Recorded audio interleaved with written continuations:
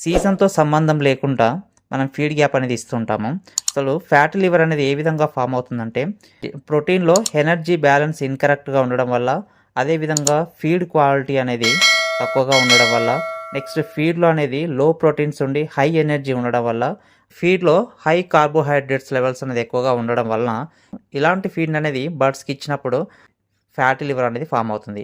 ఇదొచ్చేసి మనకు second week నుంచి lifting స్టేజ్‌లో ఎప్పుడైనా ఫ్యాటీ లివర్ అనేది ఫామ్ అవుతుంది. ఈ ఫ్యాటీ లివర్‌ని తగ్గించడానికి ఎల్ కార్నిటిన్ ఉన్నటువంటి లివర్ టానిక్స్‌ని ఇస్తాము. అదేవిధంగా ఫీడ్ గ్యాప్‌ని అనేది ఇచ్చేస్తాం. ఈ ఫీడ్ గ్యాప్‌ని అనేది మనం బర్డ్స్‌కి ఇచ్చుకునేటప్పుడు ఏ విధంగా ఇవ్వాలంటే, ఫీడర్స్ అనేది సడెన్‌గా లిఫ్ట్ అనేది చేయకూడదు.